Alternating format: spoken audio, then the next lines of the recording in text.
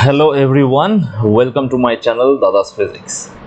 তাহলে আমি last day একটা কোশ্চেন তোমাদেরকে দিয়েছিলাম, তো সেই কোশ্চেনের সলিউশন আজকে আমি নিয়ে চলে এসেছি। তো এই কোশ্চেন অ্যান্সারের এই সিরিজে আমরা অসংখ্য কোশ্চেন সলভ করব, একদিন কোশ্চেন আপলোড করব, তারপরের দিন তার সলিউশন দেবো। ওকে, তো এখান থেকে আমরা অনেক কিছু শিখতে পারবো, আর ফিজিক্সের নিউমেরিক্যাল করার যে ভয়টা সেটাও আস্তে আস্তে কাটানোর চেষ্টা করা হবে। ওকে, তো আজকের কোশ্চেনের আনসারটাকে প্রথমে ডিসকাস করছি।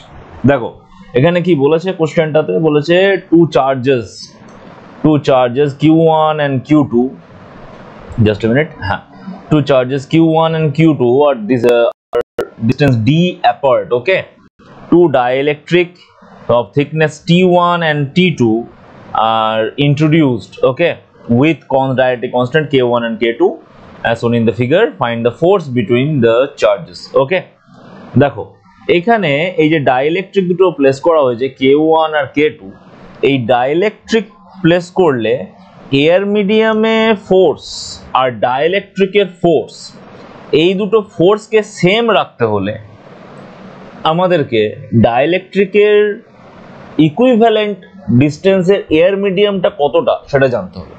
মানে বেসিক্যালি কনসেপ্টটা এখানে আছে যে, এখানে কনসেপ্টস গুলো আগে একটুখানি বলেন, তারপরে সলিউশনটা করব।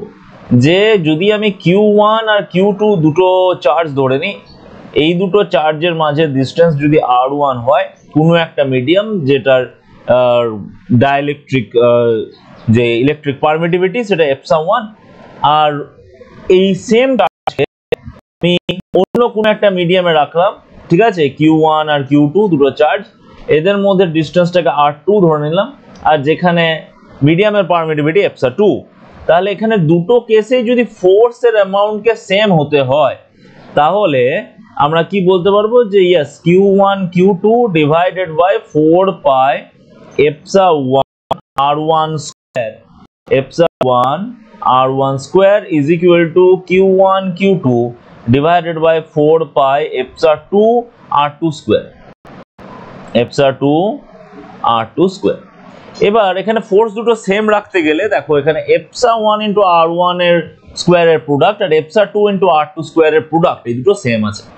তাহলে এখান থেকে আমরা বেসিক কনসেপ্ট যেটা পাবো, ফোর্সটাকে সেম রাখতে গেলে ε1 R1 square is equal to ε2 R2 square, এটা হতে হবে। এখানেও আমি ফোর্স দুটোকে ডেফিনেটলি সেম রাখার চেষ্টা করব, যে আমার যেহেতু আমাদের কাছে বেসিক ফর্মুলা যেটা, সেটা হচ্ছে একটাই ইউনিফর্ম মিডিয়ামের জন্য আমাদের কাছে বেসিক ফর্মুলা আছে কুলম্বস ল এর। ওকে, তাহলে এই পুরোটাকে, এই যে দুটো সেগমেন্ট রয়েছে, এই একটা সেগমেন্ট, এই একটা সেগমেন্ট, এই দুটো সেগমেন্টকে আমাকে এয়ার মিডিয়ামে কনভার্ট করতে হবে।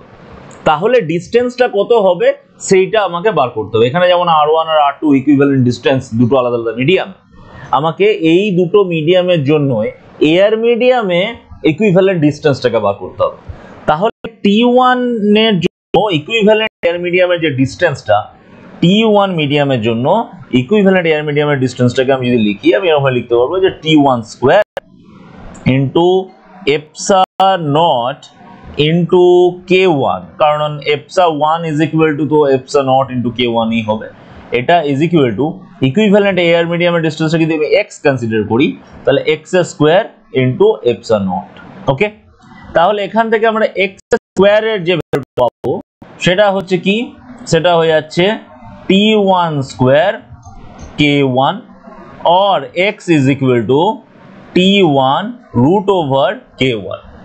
Similarly T2 এর জন্য আমাকে ইকুইভ্যালেন্ট একটা এয়ার মিডিয়ামের ডিসটেন্স নিতে হবে, তাহলে T2 square is equal to আমাদের T2 স্কয়ার ইনটু আমার এখানে থাকবে ε0 আর সাথে আসবে K2।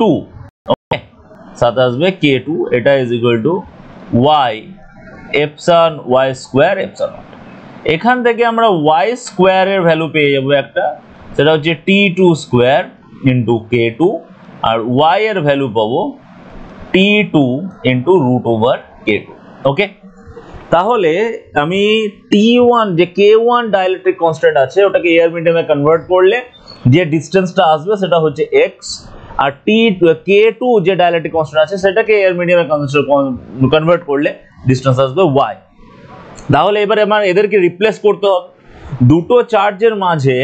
তাহলে এখন আমার ইকুইভ্যালেন্ট ডিসটেন্সটা d ড্যাশ, ইনিশিয়ালি চার্জ দুটোর মাঝে ডিসটেন্স ছিল কি d, সেখান থেকে আমি এই t1 আর t2 কে সরিয়ে দেবো।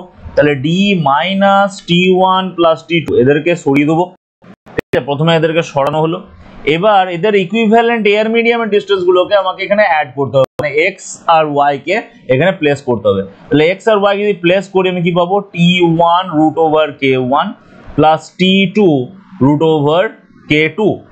এইটাকে একটুখানি অ্যারেঞ্জ করলে আমরা যেটা পাবো সেটা হচ্ছে d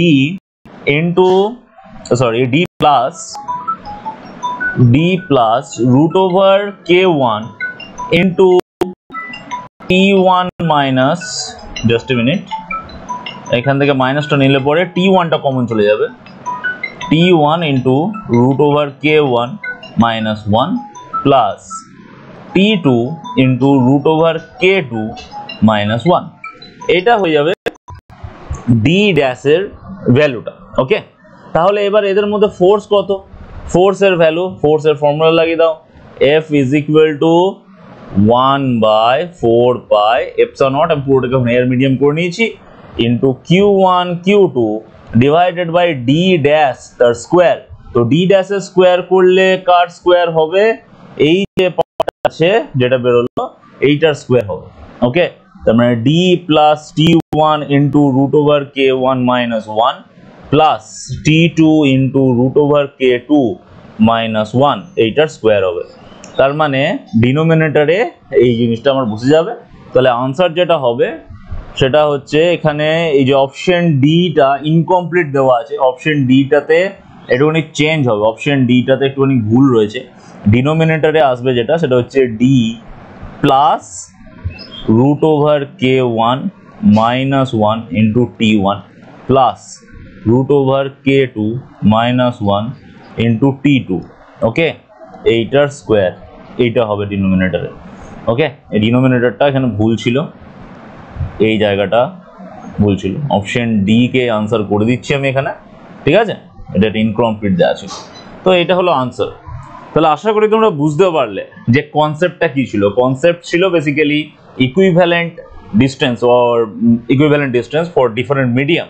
তো কুলম্ব ফোর্স মিডিয়ামের উপর ডিপেন্ডেন্ট, ও মিডিয়াম ডিপেন্ডেন্ট নিয়ে কোশ্চেনটাকে কতটা নিয়ে যাওয়া যেতে পারে সেই রিলেটেড এখানে তোমাদেরকে আমরা একটা কোশ্চেনের সলিউশন করে দেখালাম। এখান থেকে অসংখ্য ছোট ছোট কোশ্চেনের আনসার করা যেতে পারে। এই যে ইনফরমেশনটা আমরা পেলাম, এই ইনফরমেশনটা থেকে ডিস্টেন্স আর মিডিয়ামের পারমিটিভিটির উপর বেস করে তোমাদেরকে কোশ্চেন করতে পারে। এখানে এই যে এপসা 1 লিখেছি, এটাকে আমি এরকম ফরম্যাটেও নিয়ে যেতে পারি। বোথ সাইডে আমি এপসা 1 এর জায়গায় এপসা নট ইনটু k1 আর এপসা নট ইনটু k2 যদি পুট করে দিই, তাহলে এটাই আমার হয়ে যাবে k1 r1 স্কয়ার, মানে dielectric constant into r1 square, এটা is equal to k2 r2 square. Just minute, k2 r2 square এরকম হয়ে যাবে। এটার ইউজ অনেক কিছু হতে পারে, যেমন একটা কোশ্চেন আমি তোমাদেরকে এখানে বলতে পারি যে কোনো একটা মিডিয়ামে দুটো চার্জের মাঝে ফোর্স হচ্ছে 8 নিউটন, কোনো একটা মিডিয়ামে দুটো চার্জের মাঝে ফোর্স হচ্ছে 8 নিউটন, যেখানে ডাইলেকট্রিক কনস্ট্যান্টের ভ্যালু হচ্ছে, যেখানে ডাইলেকট্রিক কনস্ট্যান্টের ভ্যালু হচ্ছে k1। ওকে, আর কোনো একটা মিডিয়ামে যদি ফোর্সটাও সেম থাকে, মানে 8 নিউটনই যদি রাখতে হয়, আর ডাইলেকট্রিকের কনস্ট্যান্টের ভ্যালু হচ্ছে k2, যদি r1 এর ভ্যালু 2 মিটার হয়, ঠিক আছে, প্রথমে যে ডিস্টেন্সটা ছিল সেটা হচ্ছে 2 মিটার, r2 এর ভ্যালু যদি 4 মিটার হয়, তাহলে k1 ইজ টু k2 কত? এই কোশ্চেনটার আনসারও আগের কনসেপ্টটা থেকে হবে, এই কোশ্চেনটার আনসারও আগের কনসেপ্ট থেকে হবে। আবার এই k1 আর k2 এর ভ্যালুটাও দিয়ে দেওয়া থাকতে পারতো, সেখান থেকে r1 r2 এর রেশিও বার করতে বলতে পারতো ফোর্সটাকে সেম রেখে। ওকে, তো এই ধরনের কোশ্চেনের আনসার এই কনসেপ্টটা থেকে তোমাদের হয়ে যাবে। আশা করি তোমরা বুঝতে পেরেছো কনসেপ্টটা, প্রবলেমটা নিশ্চয়ই ভালো লেগেছে, অ্যান্ড ডেফিনেটলি ভিডিওটা শেয়ার করবে, লাইক করবে, এবং এরকম প্রবলেম সিরিজ আমি চ্যানেলে নিয়ে আসবো। অসংখ্য প্রবলেমস করানো হবে এবং তার কনসেপ্টস বোঝানো হবে। নিউমেরিক্যালসের ভয় দূর করা হবে উইথ দাদাস ফিজিক্স। ঠিক আছে, definitely share this video and subscribe this channel. Thank you for watching.